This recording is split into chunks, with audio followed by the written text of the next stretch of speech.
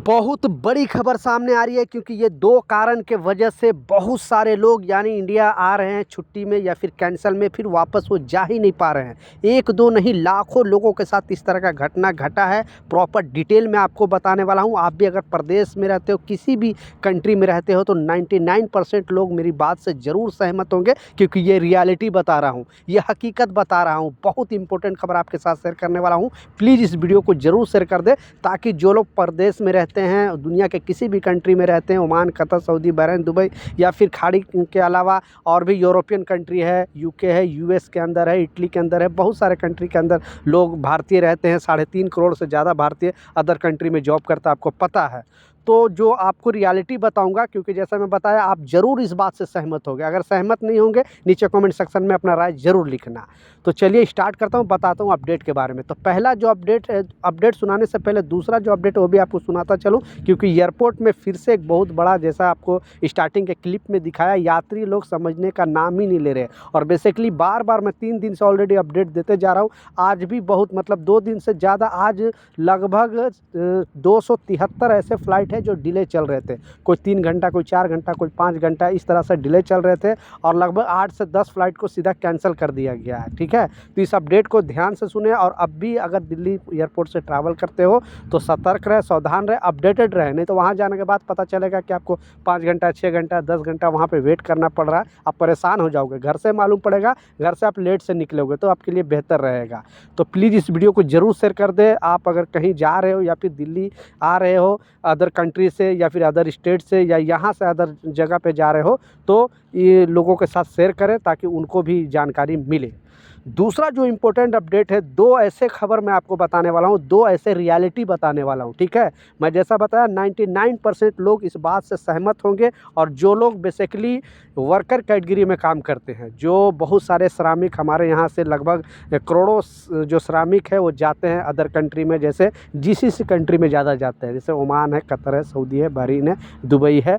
ऐसे जगह पे बहुत सारे कामगार जो यहाँ पे जाते हैं, तो बहुत सारे ऐसे लोग हैं जो वापस जा ही नहीं पा रहे। यानी वो वहाँ पे गए थे, यानी उनका वर्क वीज़ा अगर लगा 2 साल का या 1 साल का, तो यहाँ आ जाते हैं छुट्टी से, अपने फैमिली से छुट्टी मिलने के लिए आ जाते हैं, या फिर वो वीज़ा कैंसिल करके घर पे आ जाते हैं। तो ये 2 कारण के वजह से वो वापस नहीं जा पा रहे हैं। पहला जो कारण इसमें बताया गया है कि आप अगर यहाँ पे मान लिया आपका एज, बेसिकली जैसे मैं बताया, श्रमिक लोग के लिए मेन अपडेट है कि बहुत सारे जो ऐसे भारतीय हैं, जैसा मैं बताया, दुबई के अंदर लगभग 40-42 लाख भारतीय रहते हैं, सऊदी के अंदर 25-26 लाख रहते हैं, कुवैत के अंदर 10 लाख रहते हैं, ओमान के अंदर लगभग 7 लाख रहते हैं, कतर के अंदर लगभग 7.5-8 लाख रहते हैं।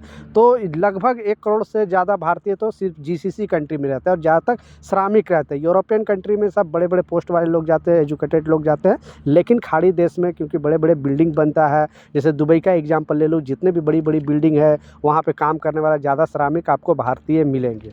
तो इस अपडेट में जो बताया जा रहा है, इस खबर में बताया जा रहा है कि यहाँ जब आ जाते हैं, क्योंकि आप किसी कंपनी में 2 साल, 4 साल, 5 साल, 10 साल काम कर लेते हो, फिर सोचते हो कि हम वापस घर चले जाएं और फिर हम या तो दूसरी कंपनी में जॉब चेंज मतलब वैकेंसी के थ्रू चल जाएं, या फिर हम थोड़ा 1 साल 2 साल रेस्ट करके फिर चला जाए। तो ऐसे बहुत श्रमिक है, जैसा मैं बताया, 1 2 नहीं, लाखों लोगों के साथ इस तरह का घटना घटा है, क्योंकि उनकी जो एज है 40-42 हो जाती है और यहाँ आने के बाद सोचते हैं 1 2 साल बाद फिर मैं वापस जाऊँगा।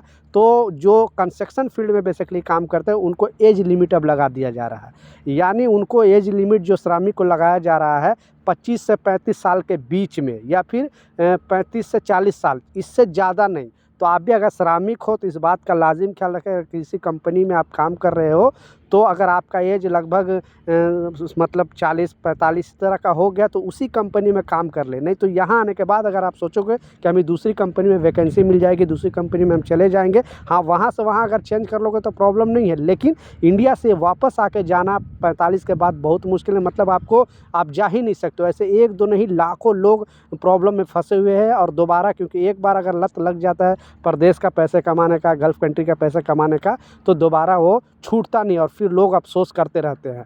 तो कहने का मतलब है कि ये रियलिटी आपको बता रहा हूँ। आप अगर किसी कंपनी में ज़्यादा साल से काम कर रहे हो तो थोड़े पैसे लालच के चलते आप इधर-उधर ना करें।